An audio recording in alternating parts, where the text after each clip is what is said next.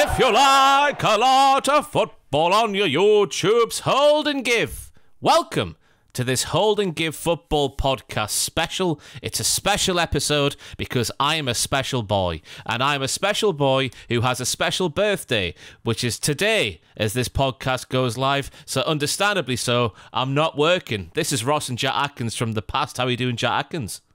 I'm all right. Thanks, Ross, from the past. Are you enjoying turning whatever age you are turning? That was crap. I don't even know. How are you? I'm all right. I'm turning 31 today, everybody. So we're doing this little placeholder podcast just to make sure you get some content coming in your ears. Oh, the Hold and Give Football Podcast coming in your ears. Well, not when the listener comes first, though, because that'll be disgusting. Yeah, I mean... Yeah, I'm just thinking of Chorley FM now. Exactly. Are you going out for I'm taking it away from Cum. Are you going out for a nice steak dinner for your birthday? I've got a surprise day planned by the GF, which stands for girlfriend. 2 separate words. I don't know why I'm going. I've asked for a present this year, which I never normally do as well. Yeah. I've asked my mum and my girlfriend to cobble together for one of those fancy Apple Watches. And I don't even know why I need one. But I was on holiday recently, well, on a stag do recently, and out of like 20 people there, I was one of like 4 who didn't have one.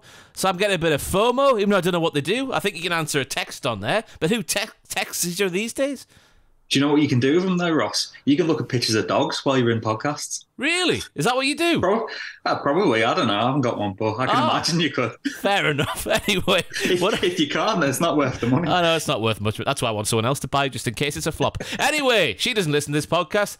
What she doesn't know won't kill her. Anyway, as Jack Atkins fiddles with his microphone, we're here to answer one big question today, and that simply is, what is the greatest Premier League 11 of all time? Myself and Jack Atkins will agree on a formation together, and then position by position, we'll go through and select what we believe collectively is the greatest Premier League 11 of all time. It should be an easy pick, Jack Atkins. What, in terms of the formation, or the 11, or the whole shebang? The whole shebang. Oh... Well, I've done some prep. I've written down 2 11s in 2 specific formations and put down like the first ones that come to my head.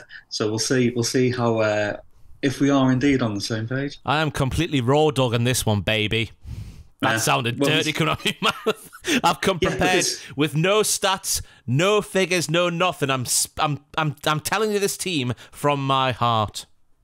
Well, this year I didn't go into stats. I didn't even go into left foot, right foot, or anything like that. Again, went with the heart. But you're 30 going on 31. You still got all your faculties. I'm 58 years old here. I've got to write things down now. Hey, I've abused this body for the past, well, ever since I was 18. It's been a slippery slope, and it gets steeper and steeper each and every year. But I'll tell you one little spoiler for my team. Ryan Giggs, nowhere near it. Ryan Giggs is nowhere near mine either.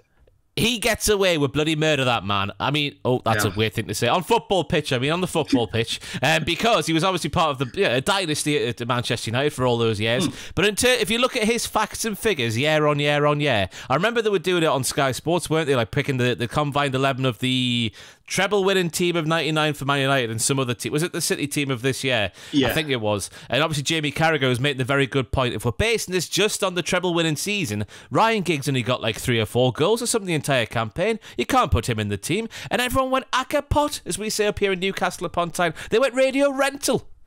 And I was like, yeah, fair enough. He shouldn't be in there. He's overrated. One thing I've stuck by as well is I'm going on players based on their time in the Premier League. So, for example, like Andrei Shevchenko, great player, apart from for Chelsea. So for that reason, he doesn't make it, for example. Yeah, I agree with that one. You see, we're off to a fantastic start already. Right, the formation. I will propose to you, Jack Atkins, a 4-3-3. I have gone primarily for a 4-3-3. Hallelujah. Look at this. It's seamless podcasting. Smooth, like velveteen chocolate. What's velveteen chocolate? Oh. What is that Galaxy? Is that the most velveteen chocolate you can buy?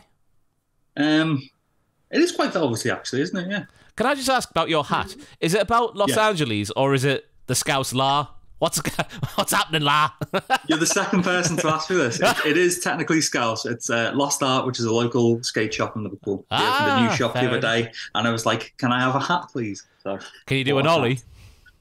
I can do a very piss poor Ollie. Yes.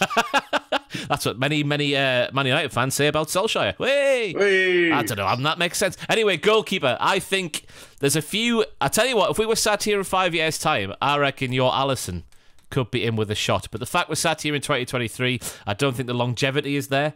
The names in my head are obviously your Schmeichel, or obviously perhaps maybe even De Gea from Manchester United. Someone who I think no one mentions but should get a mention is Edwin van der Sar, especially for his time at Man United. He was sensational. I love watching Edwin van der Sar play football.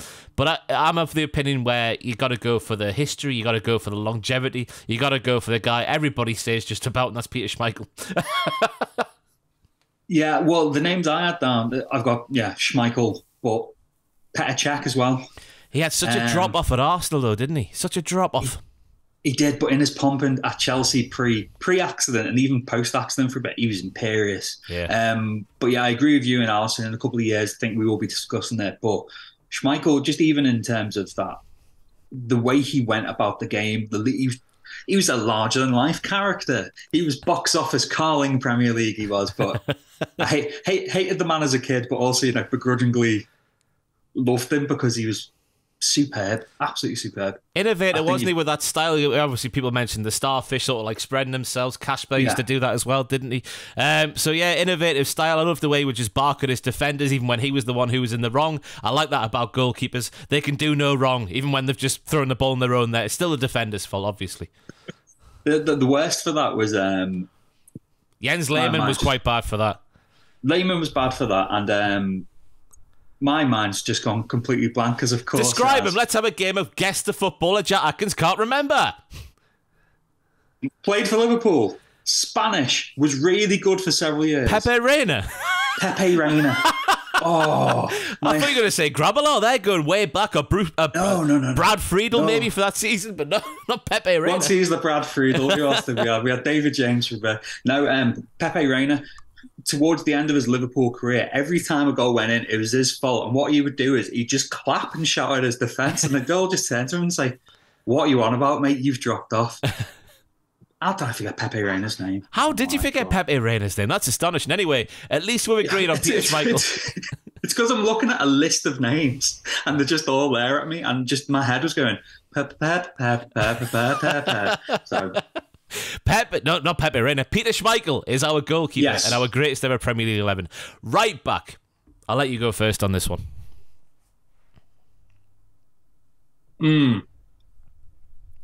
I've got three choices. Ooh. The one who I've gone for technically probably isn't the best. I've gone for Gary Neville. My other choices, though, Pablo Zabaleta. Yeah. I thought was incredible. And Lee Dixon. He's a good old blood and thunder, wasn't he? Just the ham sandwich himself, Lee Dixon. A lot of that classic Arsenal team were ham sandwiches. I've got another one who we'll mention in a bit as well. But when you think back to them, you're like, yeah, they were class. But bread, butter, ham, butter, bread. Lee Dixon. No crusts. No, I'd say he's a crusty boy. Because it makes your hair curl, doesn't it? So, of course, he wants to have the curls on top of his head. Even though his hair was deathly straight. I'm just rambling nonsense today. But it's my birthday. What are you going to do, eh? What are you going to do? Give us a subscribe. Less than me forgetting the name of Pepe Reina. But Gary Neville was the one that just stuck out. And it was one of those where I was thinking, there are better players. And like I said, I think Zabaleta is the better player. But like you were saying with Schmeichel, the longevity, the fact he was at the heart of so many different title-winning sides under Ferguson, I can be convinced of someone better, but he just seems the most obvious one. You know who I thought would have been there in a few years if he stayed at Manchester City? It would have been Cancelo. I know Cancelo played left-back, but the way he plays the game... Trent as well, I guess, we'll throw in there, but I reckon he'll be a midfielder in a year or two's time. But Gary Neville... The thing that gives it away for me is the fact that he was there for that long and not once did Man United try and buy a replacement for him. You think of all the players they could have bought, especially in the late 90s when they were winning the treble. And I know, did he miss? He missed the final, didn't he, Gary Neville? Was it him? No, it was him and Scholes and Keane, wasn't it, in the suits? Neville was playing. I can't remember that far back. Hey, but anyway, they could have bought whoever they wanted to just about in world football, you would have thought at the time, and they just didn't bother to replace him. Obviously, a lot more influence in the dressing room as well. I imagine that helps a lot for Alex Ferguson. But yeah, Gary Neville bombing on from right back. Great delivery of a ball. Tenacious in the tackle. Yeah. He was just an arsehole through and through, wasn't he?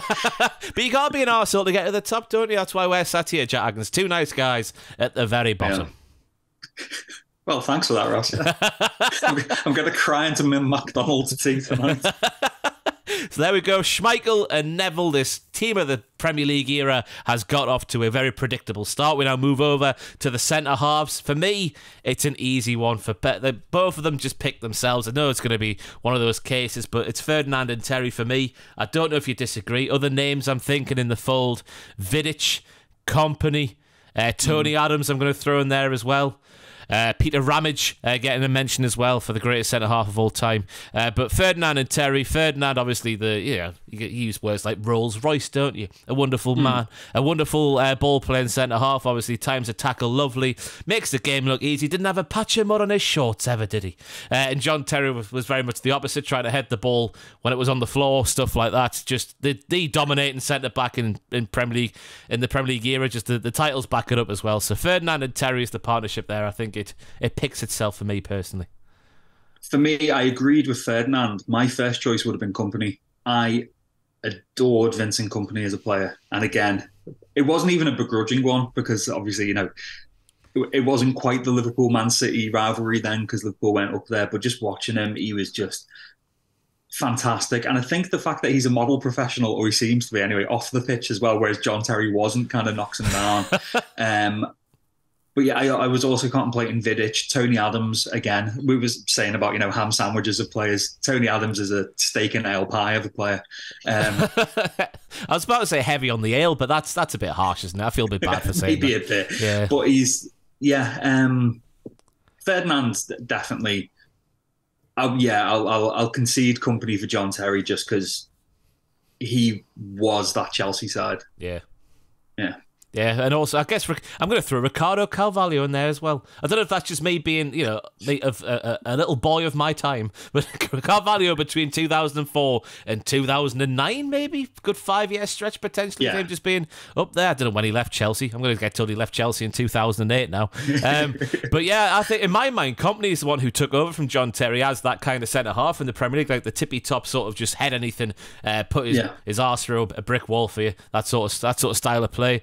But I think just Terry gets it via longevity over Kompany, just about, you'd probably say. Yeah, I can accept that, yeah. He's going to accept it. Look at this. Getting on like a house on fire. Fantastic. Left back, it's only one, isn't there? Yeah.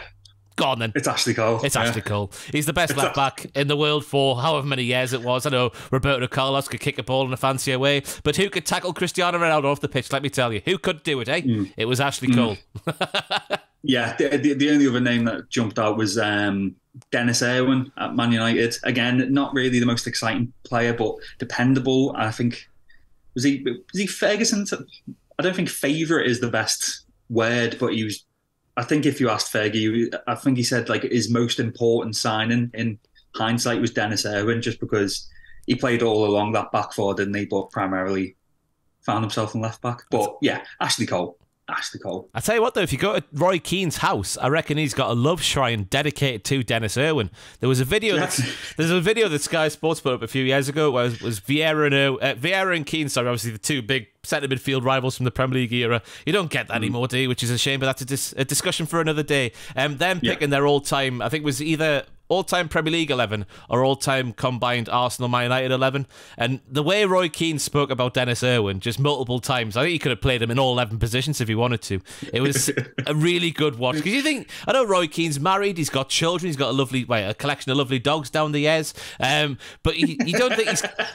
You look at Roy Keane, you don't think he's capable of love, do you? You can't see him send a Valentine's Day card or something like that. But the way he spoke about Dennis Irwin, I was convinced that man has a heart made of flumps. And I bet Mick McCarthy's watching at home thinking, why didn't I get any of that love and respect? Why did I get any of that flumpy love? But anyway, I completely agree. Ashley Cole is the only choice at left back for me. I'm trying to think of other choices who might be in with a shot. Patrice Evra at Man United.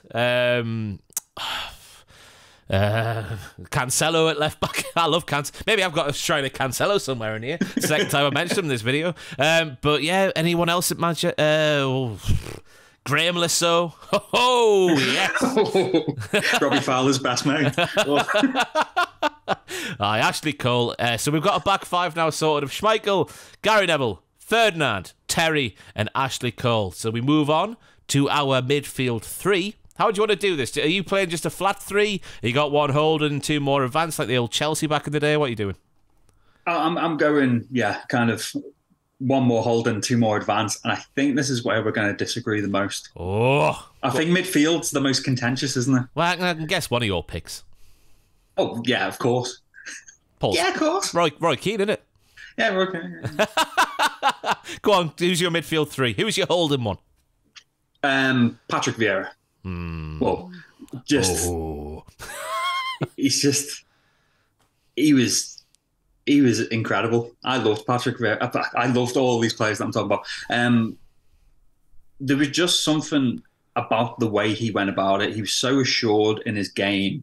He could be proper horrible blood and thunder tackles, or he could just make everything look elegant. So I've got Vieira in the Vieira position. Playing ahead of him, of course, Steven Gerrard. Accompanied, it took me a while to decide this. I'm going Yaya Toure.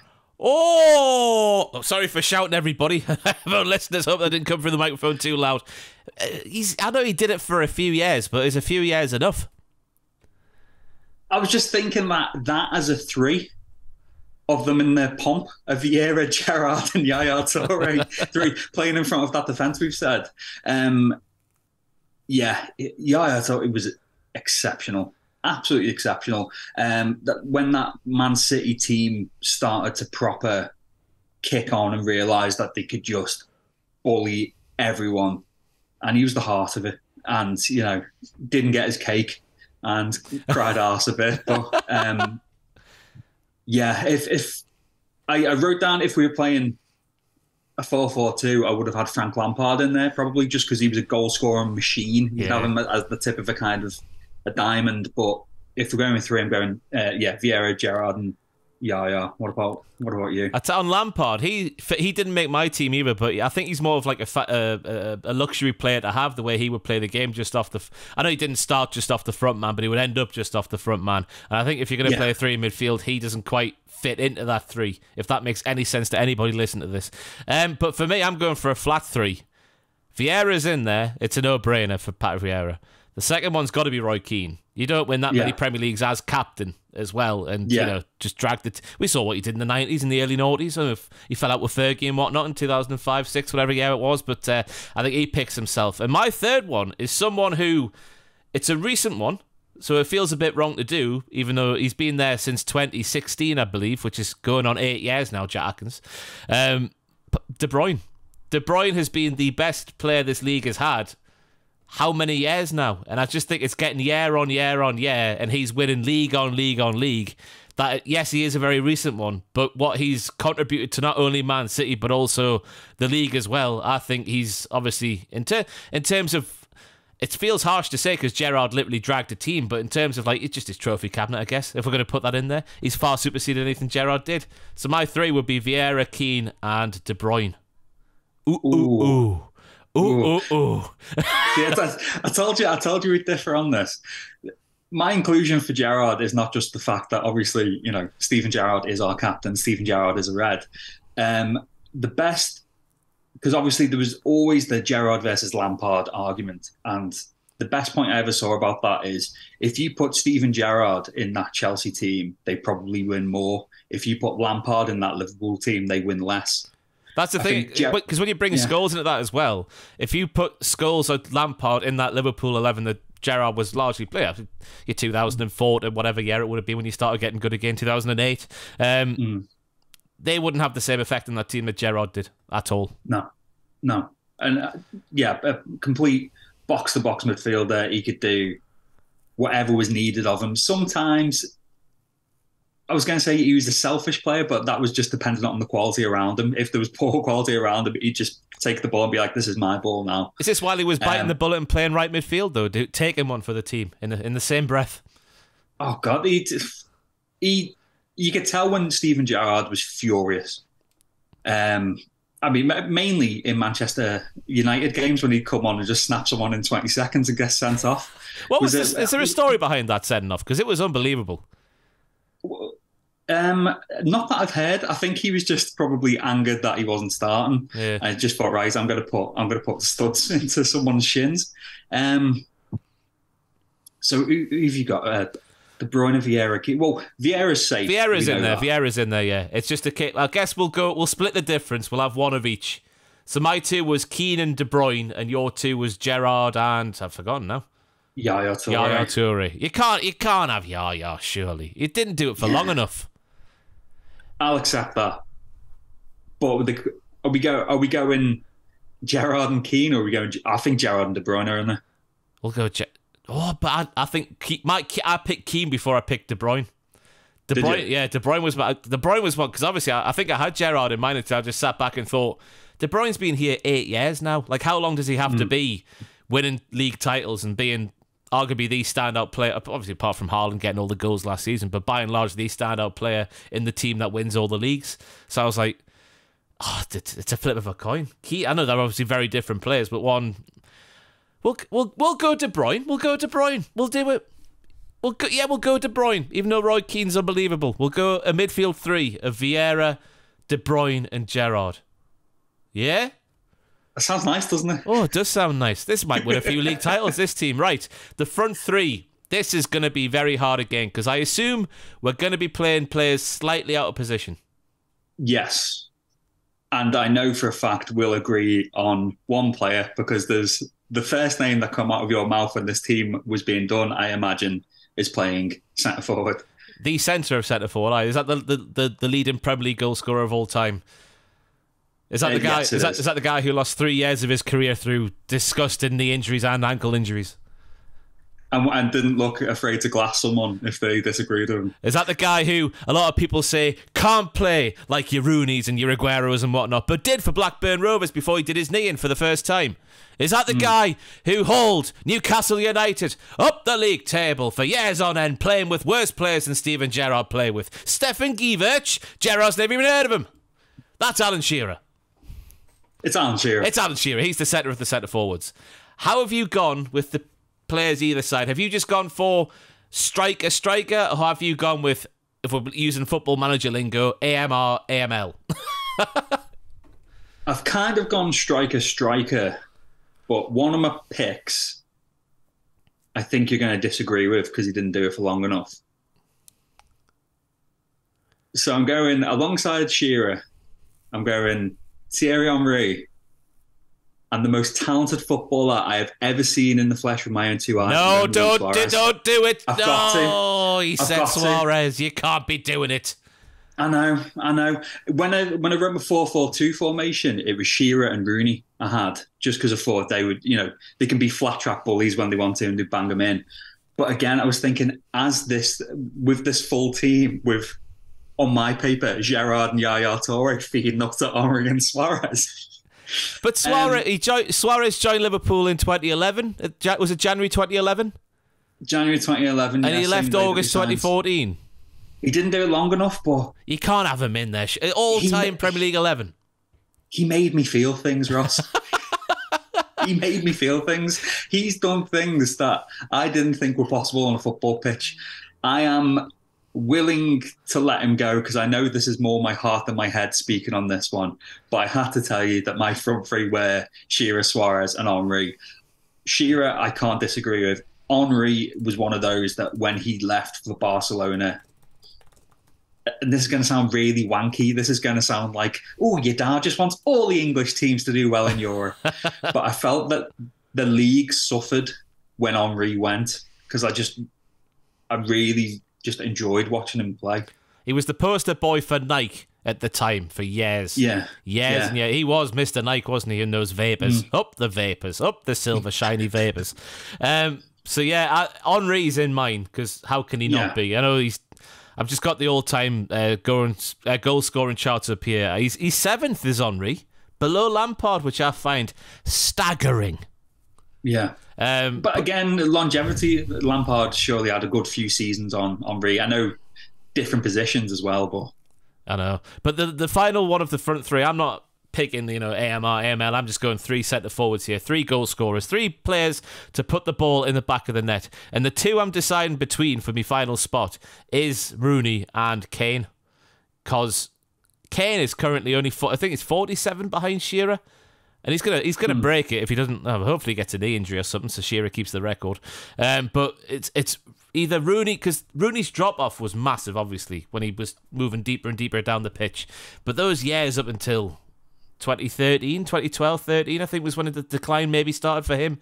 He was unbelievable. I don't think people... I know he started his career in one fashion, like the street footballer type. No, he didn't play by the rules, did he, Jack Atkins? He just did what he wanted to. He did stuff he shouldn't be able to do on a professional football field, but he did them anyway.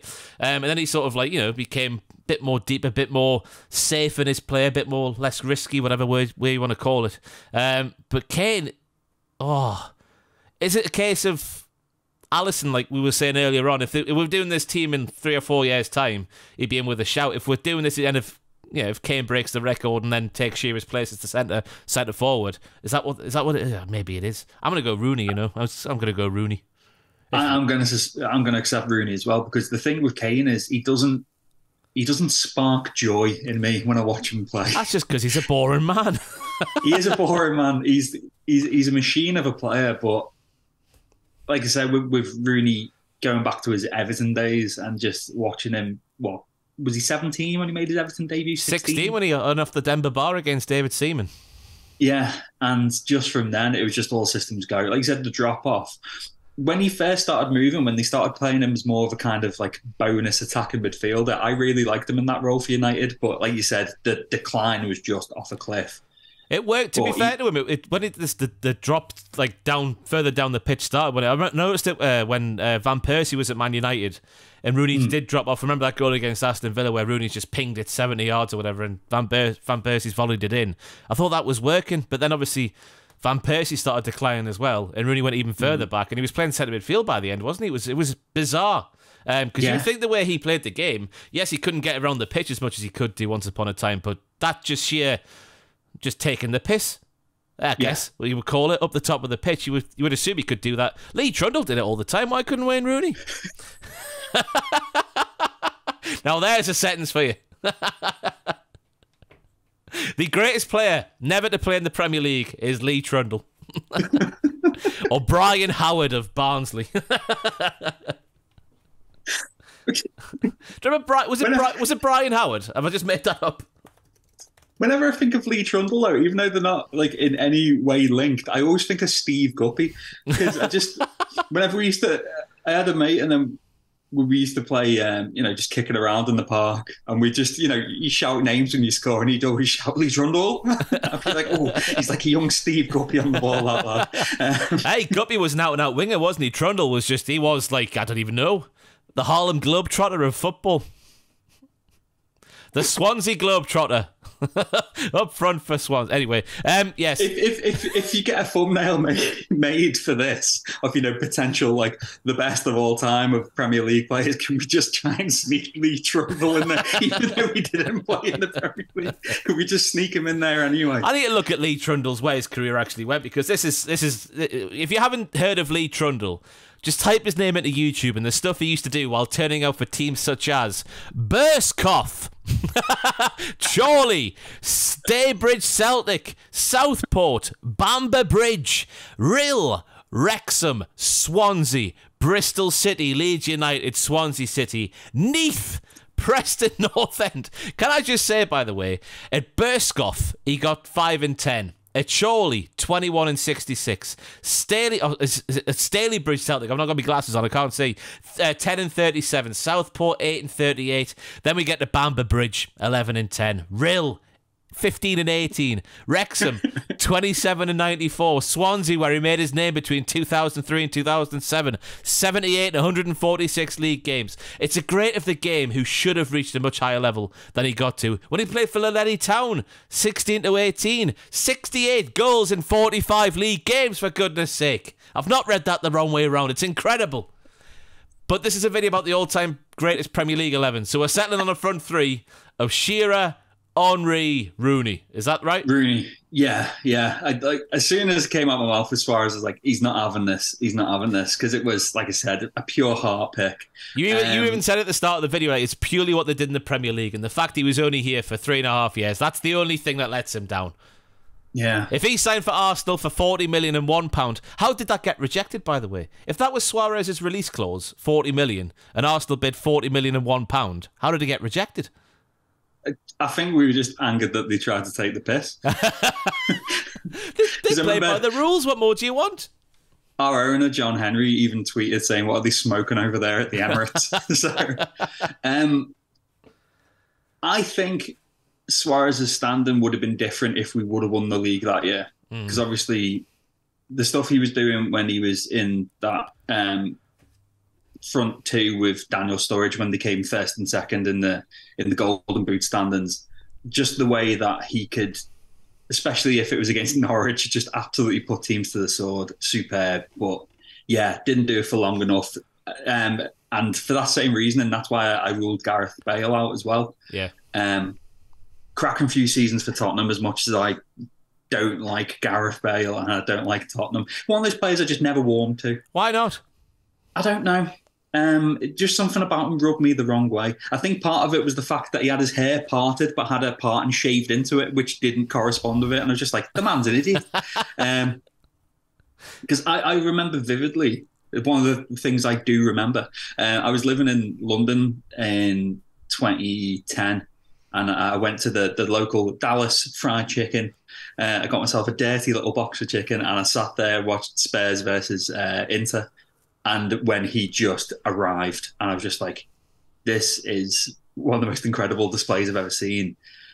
And then, yeah, for a few years, Tottenham had Liverpool's number. And again, if he would have stayed, he probably would have found himself where Kane is now, where he's just like, I could stay here and probably break records and keep banging them in, but I'm probably not going to be with a shout of winning something. So I think if Bale would have stayed and kept those levels, he'd be in for a shout with this. But God, imagine if they had Kane and Bale at the same time. And Modric. Oof. Oh, yeah. Oh, misses. Oh, back to Lee Trundle, though, by the way. He's just signed for a new team at the age of 45. Is he 45 or 46? He's 46, and he's just signed for Mumbles Rangers. Up the Mumbles Rangers. Mumbles Rangers are a football team based in Mumbles, Swansea. It's a town called Mumbles. A town called Mumbles. Oh, yeah. They play in the Ardal SW, which is the third tier of the Welsh Football League system. He's 46, but he's just ended his stint at Ammanford. He's got 29 and 63. He can still do it in his mid-40s. But he's Scouse as well, by the way. Yeah. Oh, I think that's why he was always, a hero of parks across Merseyside, was Lee Trundle. He also moved in with Atomic Kitten's Liz McLaren in the mid-noughties, but they split up a year later. Oh. It's a shame, innit? And, yeah, he could have made a hole again. He could have. Eternal flame. Yes. So other players who just missed out for my team was Fabregas. I think was one of the midfielders who could have gone in there. Aguero is a little bit of a mention, but you look at what the other players did in the front three, and it doesn't quite compare. Any more players who just missed out for you? Top of my head, Drogba was sitting there when I was thinking about up front. I didn't realise how old he was when he went back to Chelsea. It was something I saw on Instagram today. Mourinho was like, he is one of my boys. He is one of my boys, is Didier. And I was just like, oh yeah, let's have a look at his career stats and whatnot, because that's what I do when I see a footballer I've not thought of for a while. And he was like in his mid-30s when he went back in that 14-15 season to win the league again.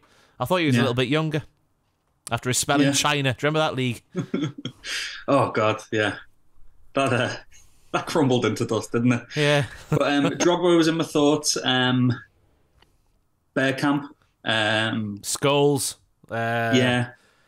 I'm trying to think. Maybe a centre half. Maybe we didn't pick or something like that. Sol Campbell. Oh God, Sol Campbell. Hambo.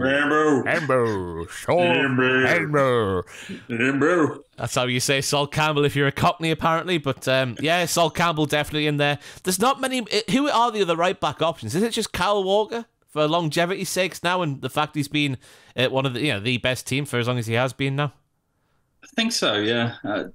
I keep wanting to say no because of recency bias, but it's not an exhaustive list, really, is it? Nah, there isn't. But I think we've nailed the team there. I think we've picked. I do want to give one shout out as well. A shout out for my boy. Well, Robbie Fowler. I mean, didn't win much during his stint at Liverpool, but incredible. Why was his decline? Tell me why it happened. Well, he went, didn't he? He went to Leeds first, didn't he? Yeah, and then he got sold to Man City. Yeah. Yeah. I think it was because of the emergence of Owen more than anything. I don't know if the manager preferred him because we had Owen and then we brought in Emil Heskey, who for his first season at Liverpool was amazing. I just think it was a case of just not being fancied as much anymore. How odd. Yeah. Because he was the man in the mid-90s, wasn't he? The man. I mean, the man whose nickname in Liverpool is God. So... Who is God now, though? That's the question. Is it Liz McLaren of Atomic Kitten? It's Liz McLaren of Atomic Kitten, yeah. Yeah. Anyway, the time is hard. Oh, it's the tide, isn't it? Not the time. Oh, bollocks, Ross. Anyway, that's it for our Premier League all-time 11. Just to go through it all. What? Yeah, go on. Give us a run through. Schmeichel in goal. Number 1, Peter Schmeichel. Hang on. Oh, that didn't work, did it? Number 2, Gary Neville. Number 5, Rio Ferdinand. Number 6, John Terry. This isn't getting old already. Number 3, Ashley Cole. Number 4, Patrick Vieira. Number 6, 7 and 8, Roy Keane.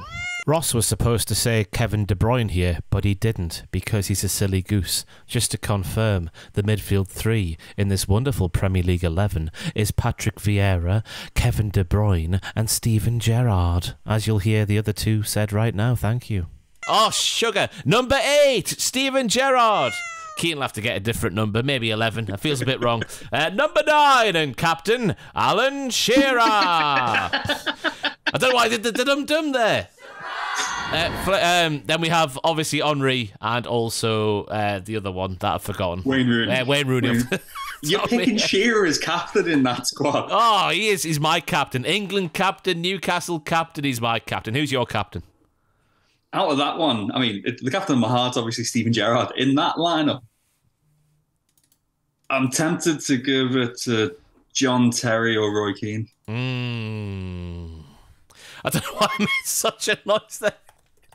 What were you going to say? You're going to try to cut me off before I started doing the 1 to 11s. What do you want to say? No, I was just going to say, make sure I thought you were doing your sign off then. I was like, no, go. Give the people the final 11. Yes, I did that. Yeah, I guess we'll sign off now, shall we, Jack Atkins, as professional podcasters? I don't know if we'll get away with this on YouTube, but it feels like the right thing to play. As we sign off on the podcast today, it's not even there.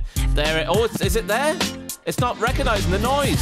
Can you hear it? I assume you can. We're going to get demonetised. We'll go down swinging. I've been Ross Tweddell, joined by a sassy Jack Atkins. Let us know what your Premier League 11s are down below. And we'll see you next week for another regular instalment of the Hold and Give Football Podcast.